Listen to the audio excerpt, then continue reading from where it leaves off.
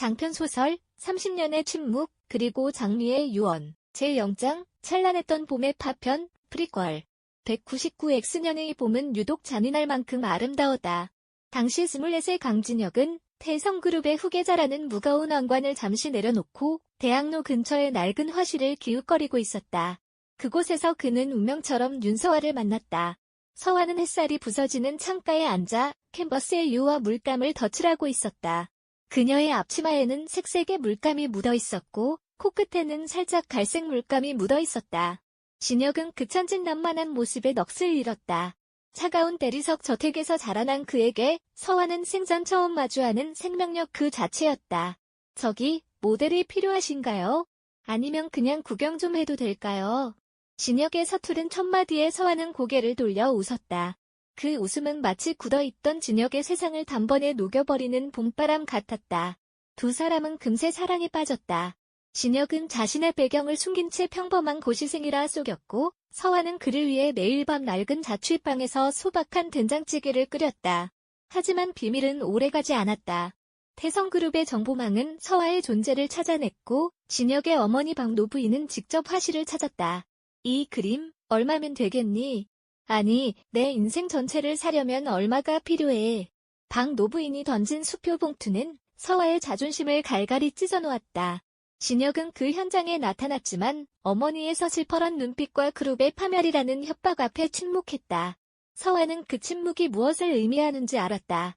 그녀는 눈물을 흘리는 대신 진혁의 손에 끼워져 있던 작은 은반지를 빼내어 그의 발밑에 던졌다. 당신은 왕관을 선택하세요. 나를 선택할게요. 그것이 마지막이었다. 진혁은 차로 돌아갔고 백미러 너머로 비를 맞으며 서 있는 서화의 뒷모습을 보며 심장이 도려나가는 고통을 느꼈다. 하지만 그는 멈추지 않았다. 그날 이후 강진혁의 가슴 속에는 장미 대신 얼음만이 가득 차게 되었다. 제1장 박제된 시간의 균열. 대한민국 물류업계의 정점, 태성그룹의 본사 33층 집무실은 흡사 거대한 무덤과 같았다. 강진혁 회장은 60을 넘긴 나이에도 불구하고 흐트러짐 없는 자세로 서류를 검토하고 있었다. 통유리창 너머로 내려다 보이는 서울의 도심은 화려한 불빛을 내뿜고 있었으나 그의 눈에는 그저 정교하게 설계된 기계 부품들의 무미건조한 움직임에 불과했다. 그의 심장은 30년 전 가문을 지키고 후계자 자리를 수성하겠다는 명목하에 스스로 들이부은 차가운 콘크리트 속에 박제되어 있었다. 비가 추적추적 내리던 목요일 오후였다. 정적이 흐르던 집무실에 김비서가 조심스럽게 봉투 하나를 내려놓았다. 회장님, 발신인 불명의 우편물입니다. 비서실에서 1차 검수를 마쳤으나 내용물을 직접 확인해 보셔야 할 것 같아 가져왔습니다. 진혁은 눈살을 찌푸렸다. 하루에도 수십 통씩 쏟아지는 익명의 협박 편지나 구걸 섞인 청탁 서류 중 하나라고 생각했다. 그러나 봉투를 뜯는 순간 그의 손가락 끝이 미세하게 떨리기 시작했다. 봉투 안에서 미끄러져 나온 것은 모서리가 노랗게 변색된 세월의 때가 탄 낡은 인화사진 한 장이었다. 사진 속에는 30년 전 대학로의 후미진 골목 끝에 있던 작은 찻집에서 하얀 원피스를 입고 환하게 웃고 있던 윤서화가 있었다. 그녀의 등 뒤로 흐릿하게 비치는 햇살조차 그녀의 미소보다는 밝지 못했다. 진혁의 기억 속 가장 깊은 곳, 결코 열어서는 안 될 금기된 상자가 강제로 열리는 소리가 들렸다. 서화. 그 이름은 태성 가문의 성역이자 가장 수치스러운 금기였다. 태성그룹의 실질적인 권력자였던 그의 어머니 박노부인은 가난한 미대생이었던 서화를 우리 가문의 혈통을 더럽힐 잡초라며 가혹하게 짓밟았다. 진혁은 어머니의 서슬퍼런 칼날로부터 그녀를 지킬 용기가 없었다. 아니, 정확히는 자신이 누리던 부와 권력, 그리고 미래의 제왕 자리를 놓을 용기가 없었다. 결국 그는 서화의 젖은 손을 뿌리쳤고 그녀는 비 내리는 거리로 쫓겨나듯 사라졌다. 사진 뒤에는 투박한 글씨로 적힌 부고장 한 장이 들어있었다. 고인, 윤서화 장소, 한빛 요양병원 장례식장 102호. 서화야, 너 정말 이렇게 간 거냐? 한마디 원망도 없이 이렇게 비겁한 내게 마침표. 진혁은 비명을 지르듯 이름을 뱉었다. 목소리가 갈라져 나왔다. 그는 수행비서를 물리치고 직접 운전대를 잡았다. 빗줄기가 앞유리를 강렬하게 때릴 때마다 30년 전 울며 떠나던 서화의 뒷모습이 환영처럼 겹쳐 보였다. 차창 밖 풍경은 빠르게 지나갔지만 그의 마음은 여전히 그 비 내리던 30년 전의 그날 비겁하게 고개를 돌렸던 그 골목에 멈춰서 제2장 초라한 재단 위의 조롱. 서울 변두리의 한빛 요양병원은 낡고 음산했다. 페인트가 벗겨진 외벽은 마치 문드러진 상처 같았고 지하 장례식장으로 내려가는 계단에는 락스 냄새와 눅눅한 곰팡이 냄새가 뒤섞여 코를 찔렀다. 102호실은 장례식장 내에서도 가장 구석진, 빛조차 잘 들지 않는 곳에 있었다. 입구에는 흔한 근조 화환 하나 놓여있지 않았고 고인의 이름이 적힌 전광판은 가끔 깜빡거리며 수명을 다해가고 있었다. 진혁이 문을 열고 들어섰을 때 그를 맞이한 것은 고인에 대한 경건한 추모가 아니라 천박한 웃음소리와 욕설 섞인 대화였다. 야, 이번에 들어오는 부조금은 내가 장부 관리할 테니까 딴소리 마라. 너 저번에 누님 병원비 보낼 때도 슬쩍했잖아. 형님, 그건 제가 기름값으로 좀 쓴 거고요. 그보다 전현이 문제 아닙니까? 저렇게 얌전한 척하다가 통장 가로채면 어떡해요? 아까 그 동네 할머니가 낸 5만 원권도 지 주머니에 넣는 거 내가 다 봤어. 상복을 대충 걸친 채 구석에서 화투패를 만지작거리는 두 남성, 이태식과 그의 동생이었다. 그들은 서화의 먼 친척뻘되는 이종 사촌들이었으나 그들에게 서화의 죽음은 그저 푼돈이라도 챙길 수 있는 기회에 불과했다. 고인의 영정사진 앞에는 식어빠진 육개장 그릇과 소주병이 뒹굴고 있었고 담배 연기가 희뿌옇게 공간을 채우고 있었다. 진혁은 주먹을 움켜쥐었다. 손톱에 손바닥을 파고들어 피가 배어나왔지만 통증조차 느껴지지 않았다. 그때 구석에서 무릎을 꿇고 바닥에 흩어진 소주병 파편을 줍고 있던 한 여성이 일어났다. 수척하고 창백한 얼굴이었지만 깊고 맑은 눈매는 서화를 그대로 박아놓은 듯했다. 그녀의 왼쪽 가슴에 달린 낡은 이름표에는 강혜수라는 이름이 선명하게 박혀 있었다. 손님 오셨니? 누구셔? 태식이 거들먹거리며 진혁을 아래 위로 훑어보았다. 진혁이 걸친 맞춤 코트와 손목에서 은은하게 빛나는 시계의 가치를 알아본 태식의 눈에 탐욕스러운 빛이 번졌다. 아, 아이고. 귀한 분이 오셨네. 우리 누님 지인이십니까? 제가 이 집 상주인 이태식입니다. 누님이 생전에 참 인맥이 넓으셨네. 진혁 그가 내민 기름기와 탐욕이 번들거리는 손을 무시하고 영정사진 앞으로 걸어갔다. 사진 속 서화는 30년 전과 다름없는 온화한 미소를 짓고 있었다. 마치 자신을 버리고 떠난 진혁을 이미 오래전에 용서했다는 듯 혹은 이제야 왔느냐고 다정하게 묻는 듯했다. 진혁은 떨리는 손으로 향을 피웠다. 30년 만에 재회가 있도록 차갑고 적막한 액자 속일 줄은 그리고 그녀가 이런 인간 이하의 짐승들에게 둘러싸여 마지막 길을 가고 있을 줄은 꿈에도 몰랐다. 제3장 그림자 속의 아이. 진혁은 영정사진 앞에서 한참을 망보석처럼 서 있었다. 뒤에서 태식 형제가 수군거리는 소리가 들렸지만 그의 귀에는 닿지 않았다. 오직 서화의 딸로 보이는 혜수에게 시선이 고정되었다. 그녀의 손은 거칠었고 손등에는 반복된 노동으로 인한 가느다란 상처들이 가득했다. 그녀가 입고 있는 상복조차 사이즈가 맞지 않아 헐렁거렸다. 자네가 서화의 딸인가? 진혁의 목소리가 억눌린 슬픔으로 인해 심하게 떨렸다. 혜수는 담담하게 고개를 숙이며 답했다. 네. 어머니 지인이신가요? 와주셔서 감사합니다. 날씨도 암 좋은데 멀리까지 마침표. 그녀의 목소리는 서화의 그것보다 조금 더 낮고 단단했지만 그 밑바닥에 깔린 우수는 똑같았다. 그때 태식이 무례하게 끼어들어 혜수의 어깨를 거칠게 밀쳤다. 야! 너는 가서 손님국이나 더 데워와. 이 귀한 분께 어디서 버릇없이 입을 놀려? 어이구, 어르신. 저희 누님이 평생 혼자 살면서 고생만 하다가 갔습니다. 여기 남은 조카놈들이라도 좀 챙겨주셔야 도리 아니겠습니까? 사실 저희가 누님 수발 드느라 빚도 좀 졌거든요.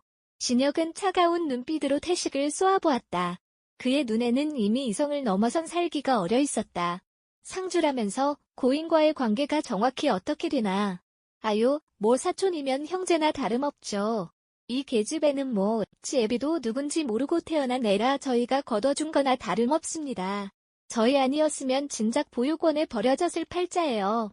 그 순간 진혁의 머릿속에 거대한 번개가 쳤다. 지 애비도 누군지 모르고 서화가 자신과 헤어졌던 시기와 혜수의 나이를 대조해보았다. 20대 후반. 혜수의 얼굴에서 보이는 단단한 턱선과 고집스러운 인매는 진혁 자신의 거울이었다. 저 아이는 그림자 속에 숨겨진 자신의 비겁함이 낳은 핏줄이었다. 심장이 터질 듯이 요동치기 시작했다. 제4장 낡은 일기장에 고백. 진혁은 잠시 장례식장 밖으로 걸어 나왔다. 차가운 빗줄기가 얼굴을 때렸지만 속에서 타오르는 불길을 끄기엔 역부족이었다. 그는 차 안에서 대기하던 비서실장에게 전화를 걸어 낮게 읊조렸다. 지금 당장 이 병원 안치실과 유품 창고에 있는 윤서화 씨의 짐을 전부 확보해라. 단 하나라도 빠뜨리면 내 목숨을 걸어야 할 거다. 그리고 저 안에 쓰레기 둘, 이태식과 그 동생. 놈들의 지난 10년간의 행적, 금융거래, 정과 기록까지 10분 안에 내 앞에 대령해. 태성그룹의 정보력은 국가기관을 상회했다. 10분 후 진혁의 손에는 해진 가죽 수첩 하나가 들려 있었다. 그것은 서화가 암 투병 중에도 머리맡에서 떼어놓지 않았다는 일기장이었다. 진혁은 마른 침을 삼키며 첫 페이지를 넘겼다. 199X년 10월 14일. 진혁 씨, 당신은 오늘 가문을 선택했지만 나는 당신의 아이를 선택했어요. 당신이 준 이 생명이 내겐 당신보다 소중한 유일한 보물입니다. 아이의 이름은 해수라고 지었어요. 바다처럼 깊고 넓은 마음을 가진 아이로 키울게요. 당신의 성을 주지 못해 가슴이 찢어지지만 내 마음속에서 이 아이는 영원히 강혜수입니다. 일기장은 잉크가 번진 자국들로 가득했다. 서화는 30년 동안 그를 원망하는 일기 한 줄 쓰지 않았다. 대신 그가 태성그룹의 회장으로 취임했다는 신문기사를 오려 붙이며 그의 안녕을 빌었다. 그녀는 세탁소 보조, 식당 주방, 심지어 공사 현장의 자벽까지 가리지 않으며 해수를 지켜냈다. 그 사이 진혁은 화려한 금빛 성 안에서 공허한 권력을 휘두르며 자신이 버린 여자가 지켜낸 딸의 존재도 모른 채 살았던 것이다. 진혁은 다시 장례식장으로 들어갔다. 그곳에서는 태식과 그 동생이 해수를 구석으로 몰아넣고 머리채를 잡으려 위협하고 있었다. 야! 너 어머니가 남긴 전세금 통장 비밀번호 대라고. 안 그러면 너 오늘 여기서 산채로 못 나갈 줄 알아. 이 자식은 아까 그 영감탱이가 준 돈 어디에 숨겼어. 어머니 병원비 대느라 남은 돈 없다고요. 제발 엄마 가는 길까지 일해야겠어요. 태식이 해수의 뺨을 향해 손을 번쩍 치켜들었다. 그 찰나 진혁의 단단한 손이 공중에서 태식의 손목을 낚아챘다. 으드득 뼈가 맞물리는 소리가 들릴 정도의 위력이었다. 제5장 제왕의 심판. 그 더러운 손 당장 치워라. 진혁의 목소리는 낮았지만 공간의 공기를 압축시키는 듯한 위압감이 서려 있었다. 아니 어르신. 이건 집안일이니까 신경 끄시라니까요. 2년 이상 도덕도 없이 돈을 숨겨서 교육 좀 시키는 겁니다. 태식이 비명을 지르며 발버둥 쳤다. 집안일이라. 그래, 집안일 맞지. 하지만 내 집안일이다. 진혁의 말에 태식의 눈이 경악으로 물들었다. 그게 무슨 마침표. 이 아이, 강혜수는 내 딸이다. 태성그룹 강진혁의 유일한 적통이란 말이다. 장례식장 내부가 물을 끼얹은 듯 조용해졌다. 혜수는 멍한 표정으로 진혁을 바라보았고 태식 형제는 입을 떡 벌린 채 사시나무 떨듯 떨기 시작했다. 진혁은 비서가 가져온 두툼한 서류 뭉치를 태식의 발밑에 던졌다. 너희 두 놈, 지난 10년간 고인이 된 윤서화 씨를 협박해 매달 생활비를 갈취하고 그녀의 이름으로 불법 사채를 끌어쓴 기록들 여기다 있다. 그리고 오늘 장례식장에서 고인의 딸을 폭행하고 부조금을 편취하려 한 행위까지. 지금 밖에는 우리 그룹 법무팀 20명과 형사들이 대기 중이다. 너희는 오늘부로 대한민국에서 가장 차가운 감방에서 남은 평생을 보내게 될 거다. 내가 그렇게 만들 거니까. 말이 끝나기 무섭게 검은 정장을 입은 경호원들과 경찰들이 들이닥쳤다. 태식 형제는 살려달라며 진흙바닥을 기었지만 진혁의 차가운 시선은 그들을 스쳐 지나 해수에게 향했다. 짐승들이 끌려나간 자리에 정적이 찾아왔다. 제6장 늦어버린 고백, 새로운 이름. 해수는 온몸을 떨고 있었다. 30년 만에 나타나 아버지를 자처하는 이 거대한 권력자를, 아니 자신의 어머니를 그토록 고생하게 만들고 버렸던 그 남자를 어떻게 대해야 할지 몰라 혼란스러운 눈빛이었다. 진혁은 수천 명의 임직원 앞에서도 결코 굽히지 않던 무릎을 해수 앞에 꿇었다. 대한민국 경제를 좌우하는 제왕이 가장 낮은 자세로 고개를 숙였다. 해수야, 미안하다. 내가 죽을 죄를 지었다. 너무 늦게 와서 너희 엄마를 그렇게 혼자 보내게 해서 정말 미안하다. 진혁의 눈에서 굵은 눈물이 해수의 거친 손 위로 떨어졌다.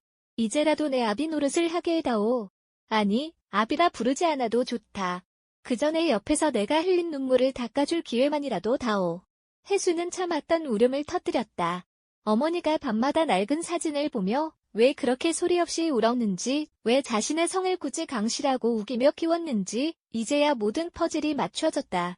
그녀는 진혁의 넓은 어깨에 얼굴을 묻고 아이처럼 오열했다. 진혁은 딸을 품에 안았다. 30년 동안 멈춰있던 그의 심장이 피를 뿜으며 다시 뛰기 시작한 순간이었다. 서화의 장례는 곧장 태성그룹의 최고 예우로 전환되었다. 초라했던 지하 배기호실은 폐쇄되었고 병원 전체에서 가장 화려하고 경건한 특실이 마련되었다. 전국 각지에서 수천 송이의 장미와 백합이 도착하여 복도를 메웠다. 진혁은 영정사진 옆에 서화가 대학 시절 그리다만 비 내리는 거리의 미완성 풍경화를 놓아주었다. 이제 그 그림 속 거리에는 햇살이 비치고 있었다. 제7장 서화의 정원. 장례를 마친 후 진혁은 회수를 태성 가문의 공식 후계자로 입적시켰다. 가문의 원로들과 이사회는 반발했으나 진혁의 결단은 단호했다. 그는 해수를 단순히 재벌 3세로 키우는 대신 그녀가 가진 예술적 재능과 어머니의 유지를 이어받을 수 있도록 도왔다. 아빠, 엄마는 늘 말씀하셨어요. 돈이 없어서 꿈을 포기하는 사람들이 없는 세상을 만들고 싶다고요.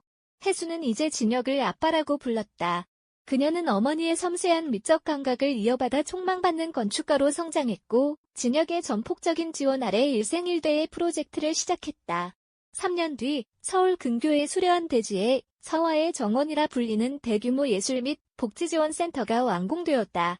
그곳은 미혼모들이 자립을 준비하고 가난한 예술가들이 숙식을 제공받으며 창작에 몰입할 수 있는 꿈의 공간이었다.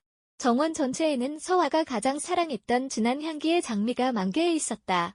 진혁은 매일 아침 집무실로 출근하기 전 그 정원을 산책하며 서화의 목소리를 들었다. 서화야, 우리 딸 혜수가 당신을 닮아 정말 강인하고 따뜻한 사람이 되었어. 당신이 하늘에서 이 정원을 보고 있다면 이제는 그만 나를 용서하고 웃어주지 않겠어. 바람이 불어와 붉은 장미 꽃잎 하나를 진혁의 뺨에 살포시 떨어뜨렸다. 마치 서화가 그의 사과를 받아들였다는 듯 부드러운 입맞춤처럼 느껴졌다. 제8장 장미의 재회, 번외 에피소드. 1년 후 서화의 정원이 개관하는 날이었다. 해수는 센터의 총괄 건축가로서 연단에 섰다. 그녀는 이제 더 이상 수척하고 창백한 소녀가 아니었다. 진혁의 사랑과 지원 속에 그녀의 재능은 화려하게 꽃피웠다. 진혁은 멀리서 딸의 강연을 지켜보며 흐뭇한 미소를 지었다. 그때 센터의 정원사 한 명이 진혁에게 다가와 작은 상자를 건넸다. 회장님, 서화 이사장님이 남기신 유품 중에 아직 전달되지 않은 것이 있다고 해서 가져왔습니다. 상자 안에는 30년 전 진혁이 서화에게 선물했던 낡은 만년필과 짧은 쪽지 하나가 들어있었다. 쪽지 내용. 진혁 씨, 만약 당신이 이 글을 보고 있다면 그것은 당신이 우리 딸 회수를 찾아냈다는 뜻이겠죠. 고마워요. 당신을 원망한 적은 단 한순간도 없어요. 당신은 태성의 태양이었고 나는 당신의 그림자라도 행복했으니까요. 이제 혜수와 함께 당신의 삶도 밝게 빛나길 바랄게요. 사랑해요, 영원히. 진혁은 쪽지를 가슴에 묻었다. 정원 가득 피어난 장미 향기가 유독 진하게 코끝을 스쳤다. 그는 깨달았다. 서화는 단 한 번도 그의 곁을 떠난 적이 없었다는 것을. 그녀는 장미의 향기로 그리고 혜수의 미소로 언제나 그의 곁에 머물고 있었다. 진혁은 옆에 다가온 혜수의 어깨를 감싸 안았다. 혜수야, 오늘 정원의 장미가 참 예쁘구나. 네, 아빠. 엄마가 웃고 계신 것 같아요. 두 사람의 뒤로 노을이 길게 드리워졌다. 그것은 더 이상 슬픔의 그림자가 아닌 내일을 약속하는 희망의 빛이었다. 에필로그, 영원한 약속. 진혁은 자신의 개인 재산 90%를 사회에 환원하는 서화 재단을 설립하고 이사장의 혜수를 임명했다. 그는 이제 경영의 최일선에서 물러나 혜수와 함께 소박한 일상을 보냈다. 두 사람은 함께 된장찌개를 끓여 먹고 서화의 일기장에 적혀있던 작은 여행지들을 하나씩 찾아다니며 잃어버린 30년의 세월을 정성스럽게 메워나갔다. 어느 노을 지는 가을 저녁, 진혁은 서재에서 혜수가 갓 설계한 도서관의 도면을 보고 있었다. 그때 혜수가 따뜻한 찻잔을 들고 들어와 아버지의 곁에 앉았다. 아빠, 오늘 밤별이 유독 밝아요. 엄마가 우리를 보고 흐뭇해하시는 것 같지 않아요. 진혁은 창밖으로 가장 밝게 빛나는 별 하나를 지그시 바라보았다. 그 별은 길을 잃고 헤매던 비겁한 남자를 집으로, 그리고 사랑으로 인도해준 세상에서 가장 눈부신 등대였다. 그래, 우리를 지켜보고 있구나. 혜수야, 고맙다. 내 딸로 남아주어서, 그리고 나를 다시 태어나게 해주어서. 제가 더 고마워요, 아빠. 엄마도 지금 행복하실 거예요.